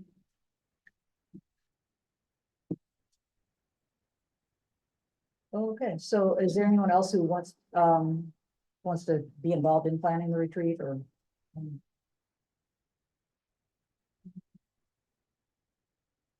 So we have. Yeah, Misty, Looking through Misty. Misty's on board, yeah. Misty? Yes. Are you with us on the retreat planning or? I'm here and I'm listening. Oh, sorry. Well, we were just wondering if you had an interest in being on the retreat planning committee. Oh, I don't have the capacity to right now, unfortunately. Thank you. Thank you. Okay, so we have. Yeah, and yeah, we'll get together and put like a loose plan together, and then Alan, maybe if we feel like the ATC past successes feels like something we want to pursue, we can reach out to you, because I think you'd be a good person for that. Okay. Thank you. Well, And that- February's a month away, so I'll be emailing you all Yeah. tomorrow about setting up a meeting. Yeah, and I'm, yeah, I can't go. We can have it, so, then the next item on the agenda, which we prepared this agenda like 2 months ago or whatever, because Will was gonna be out of town and blah, blah, blah. So then, we wanted to talk about the subcommittees that we had in, and Mary, what did we want to? We had up until now, in the past, 6 months or whatever, we've had 2 committees. One was working on sidewalk. Getting a plan for getting sidewalks improved over time. Not that we're gonna do it all in 1 year, but getting a plan for prioritizing and funding and getting sidewalk. Mostly talking about existing sidewalks, I think is our focus. Yeah. Getting them so that you can actually walk on them. And the other one was, it was loosely moved huge. The idea originally was to give input on specific projects on the bond that were approved by the last bond measure. That we wanted to focus on. And it kind of, it didn't really get going very well, but it was, could morph into just infrastructure generally, if that was the interest. And so, I think we just don't know if it's premature to go ahead and say, these are our 2 subcommittees this year. And, or if we want to keep it open for like the retreat, and see what comes up there and maybe have subcommittees. We also don't want to wait too long to get them started. Because that's another risk factor. So I think that's our quandary right now, is like, we have these 2, I think sidewalks, we would like to continue. Would you say, Jerry? At least it might have an endpoint. A lot of our people left with the ATC that were on it. But I think that still has I would still like to continue that work. Yeah. And infrastructure is always a good one, but. Yeah, and the other committee, as what we were talking about, focusing on was a couple of these proposed neighborhood greenways that are in the Move Huge list. And they mostly are in, the 2 of them that came to the top of the list were in West Eugene. They're City View and Grant. And they offer opportunities to do something, a lot better than just put up a sign that says it's a bike route. So we might be able to build on what Mark's ideas from tonight and make some recommendations or. The retreat is the next meeting effectively, so that's really not waiting long though. No, but you only have 12 meetings, 12 subcommittee meetings, they'll go fast. I think in June or July, we sometimes don't have a meeting, so things kind of. I do I do wonder if we just kind of go with the like sidewalk subcommittee, the move huge subcommittee. And y'all have your subcommittee meetings for January, Yeah, just to get the ball rolling. yeah, I don't think there's anything wrong with that. Yeah. So I wonder if we do want to just do a quick sort of get new folks assigned to one of the two subcommittees and go from there. I just want to say that there has been in the past a programs subcommittee, just so you know what other kinds of committees have existed. And I'm not necessarily advocating we have a programs committee, but though that subcommittee or that subcommittee would be looking at things like the open streets, about safe routes to school liaison, other kinds of ways of encouraging people to ride bikes and engage with the general public. There's also been, I think, a communications. That's right. Subcommittee in the past where people are more focused on like advocacy and coalition building and communicating with the general public and building support for projects and stuff like that. So that's been a subcommittee. The sky's kind of the limit with subcommittees. And I think it seems like the February retreat, that could be a really good place for, because I think subcommittees and ATC priorities are pretty aligned. Like the priorities kind of turn into subcommittees. So if we spend time figuring out priorities, that could lead directly into figuring out subcommittees. Yeah, and the from past experience, the difficulties are, I think on any subcommittee, you need at least 4 or 5 members, because on any given meeting, you know, 1 or maybe 2 people can't make the meeting, all of a sudden you're down to 2, and it's like, that's not really a meeting, you know? And by that token, then having too many subcommittees, some of them tend to fizzle.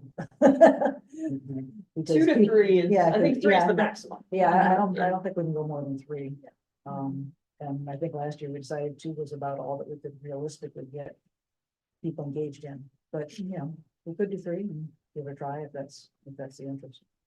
So you said you weren't advocating for that program subcommittee, but if you were, that would be, I would, if we wanted to do that committee, I'd be a part of that one.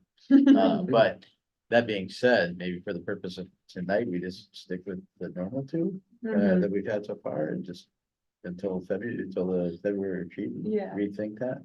I think the benefit of that would just be in 2 weeks, there'd be another meeting that folks could attend. Yeah.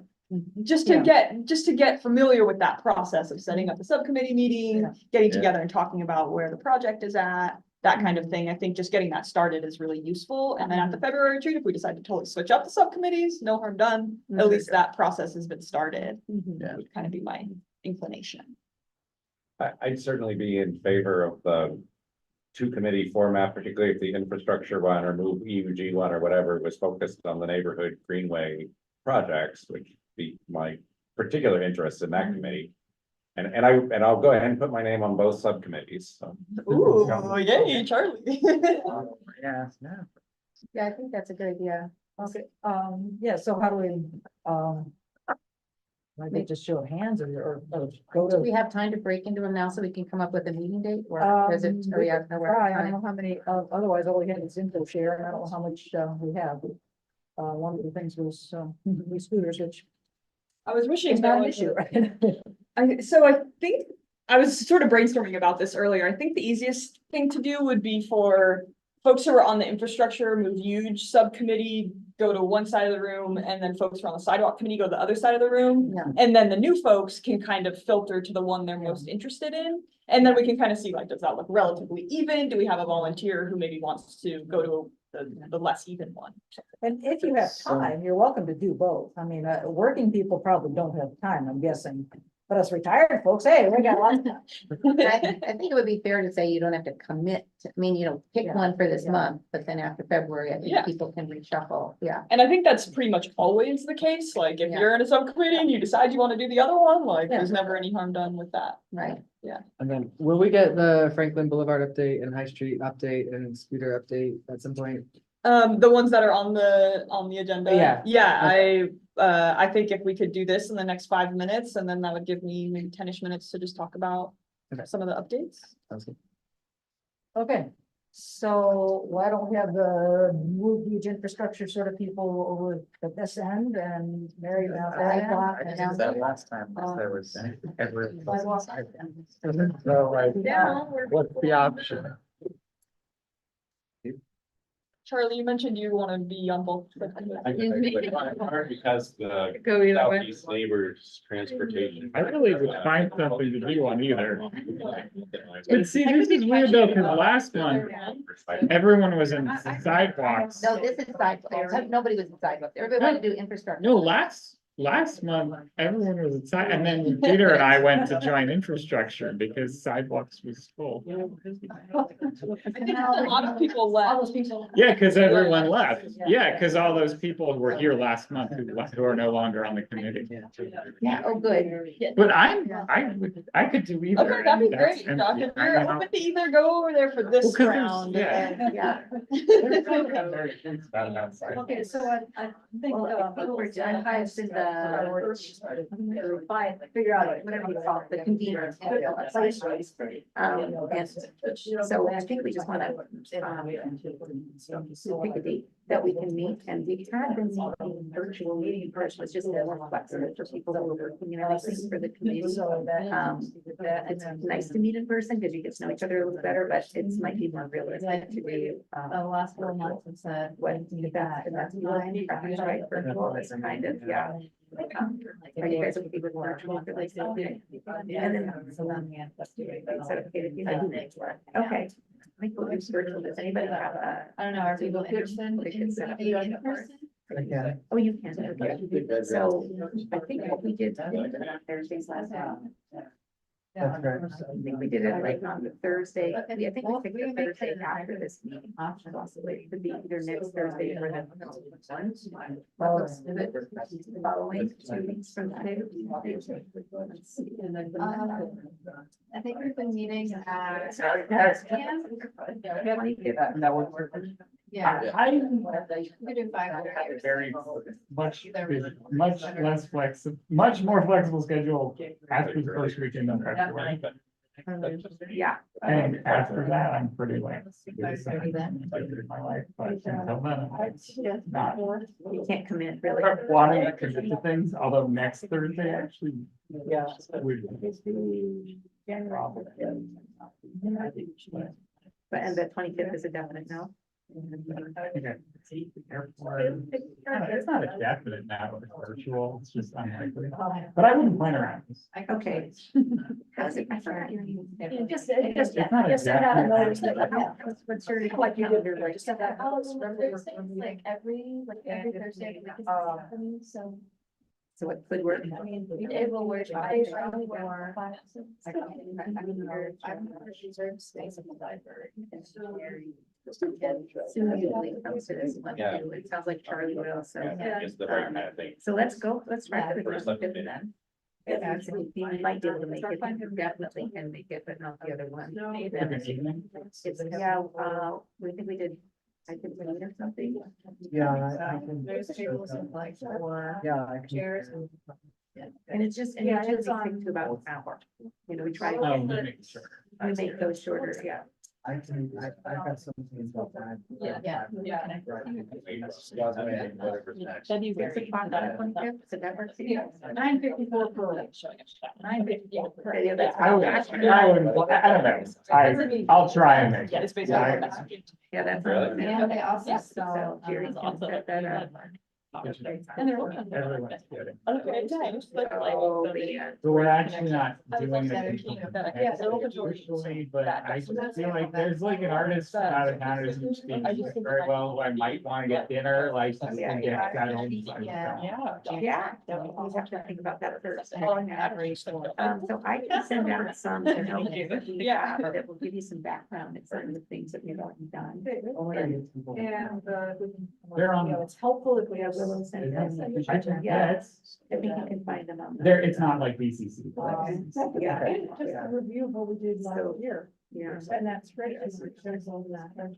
Oh, but it might not say our name, so maybe. All right, y'all, if we can bring it back just so we can get to updates. That's true. I think I'll be able to figure it out. For the by meeting December. adjourned? That'd be great. Okay, great, thank you. Okay, thank you, yeah, Oh, I got it here. you got it. Okay. Yeah. So. Peter's gonna-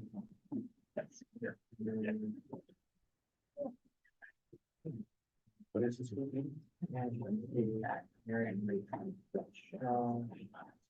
think the same meeting. My last name is Karakamo. Yeah. I have a question. So I wanted to attend in the Lincoln meeting library. Do I have to, if I were to make a public comment there, would I have to explicitly say that I'm a member of the Active Transportation? Try it. You don't have to say that. Okay, I can just like be a member of the public. Yeah, you can just Okay. be like, my name's Peter, I'm in ward, whatever, or like, I live in. At a meeting. It's really, it's about the Lincoln project. Oh, the project. Meeting on January.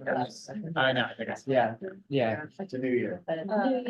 Okay, I don't think our BPAC liaison is here, but usually there's someone from BPAC, which is the Springfield ATC. And they usually come and sit with us at the meeting. Hey, Rachel's and from BPAC. offer You an mentioned that, update. Liaison. I could give a very. If there's brief anything update. worth sharing, Okay. yeah. So yes, Springfield BPAC. I haven't officially, well, I have officially started, but I haven't like attended an official meeting. I shadowed one in December. So 2024, right away, we're gonna start our work plan. Sidewalk audits are a big thing. Our two subcommittees are safe routes to schools and infrastructure. So we have a liaison for safe routes to schools. And we also have, I guess our setup is a little bit different. We report directly or advise city council directly. We have some people from the city transportation planning and an engineer from the city on our committee. We have Lana Lane as a liaison, we have an ATC liaison, we have safe routes to schools, two subcommittees. So yeah, working on our plan for 2024. Sidewalk audits and improving bike parking in Springfield, I think are priorities. There's also this West D Street connector that connects Springfield to the river path to get to Eugene, which I ride every day. So really trying to improve that because that residential street is not good at the moment for cycling on, which we need to probably know. Sidewalk. What's that? Sidewalk. Oh, yeah. I mean, it's not even clear. Do you ride on the sidewalk? Do you ride in the road? Yeah. The path just like ends in the Yep. road abruptly. You're like, what do I do? So it's problematic. But yes, that's it. Okay, thanks, Rachel, appreciate it. Yeah, keep going road. There was somewhere in their minutes, somebody made a reference to, the city council seemed to think the BPAC had gone rogue on. I will note that we, as the ATC, are supposed to send a member to BPAC. We don't have somebody who's volunteered to do that yet because our person who was doing it just turned off. So if anyone here is excited about Springfield projects or wants to be involved with that, we could definitely use, we actually really need somebody to volunteer for that. When are your meetings? Yes, our meetings are the second Tuesday of every month. I And think we it's every actually, other month, Yes. isn't it? Yeah. yeah, so February will be a full team or a full group meeting, but the odd numbered months are subcommittees. So it's really only every even month. Yeah, We have a so, full meeting on the second Tuesday. and I think it's remote still, right? Yeah, you can do it. Well, I think it's Either, in yeah. person. Oh, it's but you either, can- okay. You can see it virtually. Yeah, you can attend. Yes, you could, just do it. Via Zoom. Yeah. Are you interested? If it's an online thing, I could make, no, I'm sorry. I can't. I think the timing is like 5:30 to 7. Okay, If somebody wanted to split it, is that, that's, Doable? yeah, it doesn't have to be one person. I could do it with somebody probably. I'd be willing. I could probably fill in. Oh, okay, great. Yeah. Sweet. Yeah. Thank you. Let's have Brad and Peter, and if you two want to just connect on, I think at every other month and switching off, you'd only have to go to 2.5 meetings a year. It's pretty doable. Okay, okay. So Willa, I can email you the details of our. That'd be great. tech meeting. I can share. Okay. Okay, I've got 4 minutes, which is fine. I wanted to talk about e-scooters and the super pedestrian folding, just because I'm not sure if everyone has heard of it. You probably have, but super pedestrian alerted us on December 18th that they were going out of business. And by December, I think 22nd, all the scooters were pulled off the street. So our e-scooter program is just effectively discontinued. If you get the In Motion newsletter, there's a whole article in there that I wrote that you can read for like more details, because I don't want to spend too much time on it, but basically the city is not pursuing a new e-scooter contract right now. Bird also that same week announced it was filing for bankruptcy. They were kind of our second runner-up when we were looking at companies, so the whole industry is kind of shaky right now, so the city's like, we're just not going to deal with this, and maybe we can check it out again later. That being said, we are putting extra resources into the Peace Health Rides bike share program. So we are getting 100 new bicycles and several new bike share hubs. And there's talks of expanding the service boundary a little bit as well. So we're using some of that super pedestrian data, seeing where people are using the scooters a lot and trying to locate extra Peace Health Rides bikes there to sort of serve that population. So for example, the Harlow neighborhood, like the Chase Village area, lots of scooter users. There weren't as many bike share bikes. We're going to be putting more bike share bikes in that area because we saw so much scooter usage. If you want more information, you can read the In Motion article, which you can get through our social media or hopefully in your inbox. Are any of the bikes e-bikes? Everybody wants that, but no, not now. It's a dream, but I think it's a realistic dream. It's just a matter of when, probably. Yeah. Yeah. People use the scooters because they didn't have to pedal. You know, so e-bikes would be really awesome. So we definitely want to do that, and so the community wants it too. I just got an update from the project manager on High Street, and it's not really good news. The supply chain issue is like considerable, and the poles are somewhere, and I think ODOT has to approve them before they can get installed. So he told me that they expect to open it in March. And he was like, our hands are tied, there's nothing we can do. My team is like, well, maybe there's a temporary solution, so we're exploring things because March is kind of far away, and so anyway, that's the update I have. It's kind of bad news, sorry. Well, maybe good news, but in Motion, there was discussion of the Lincoln Street design had been selected. There's going to be some kind of like official, you know. Yeah. But is that pending, or can you just tell us? I actually don't know Okay. what it is. Catherine is working, like Catherine has 2 weeks left before the I meeting see. to sort of finalize things. So she hasn't been able to share with me what the city has decided yet. Were there like 3 options and There one were was, many options. and one was like the same as it current, it's obvious, there was one that I would be shocked if it wasn't that. Yeah. I didn't even look, because I was like, if it's not this one, what kind of, sorry. Yeah, so if you want to go to that meeting, that'd be great. Otherwise, Catherine will probably come to the March meeting and give a like short presentation about what has been decided and what the next steps are for Lincoln. About High Street, is that it's still totally closed? Like It's still totally closed. you can't ride your bike through And what's ridden already well, open. for everybody who, Yeah. In there. You are not supposed to. Okay. But they have pulled most of the barriers where you can get around them. There's one that just. Did the city pull them or did somebody? Yeah, they've been pushed to the side a little bit, and the leaves have sort of migrated off the main line of traffic. There were some volunteers involved, let's just say that. Yes, I'm sorry about High Street. A lot of us as staff also heavily use High Street, so it is impacting the community and it's impacting us, and it's been a big pain, and like we feel for y'all, and especially with folks where that's a primary commute path, it has been a big inconvenience, and like we recognize that and we're sorry, and hopefully we can get it open, and once it's open, it's gonna be great. I'll be worth it. It's 7:31, so we're a little past time. There's not a huge update on Franklin Boulevard other than it's transitioning from the planning stage to the engineering stage. So that concept is pretty much decided. There's still small details to be decided, but those small details are decided by the engineer as the engineer draws up detailed engineering plans. So the concept itself is decided. If anybody wants to go look at the concept, it's on the website. You can click on it and zoom in, and there's a whole corridor report and all the things that the city's planning to do on Franklin. Did it change at all after the last effort by, the last minute effort by folks to try to? Like get rid of the roundabouts? No, the roundabouts are staying. Like that effort has not accomplished getting rid of the roundabouts. Will, would you say that they're in the 30% design stage? They are not, they're in the 0% design I like that stage. And you sort of.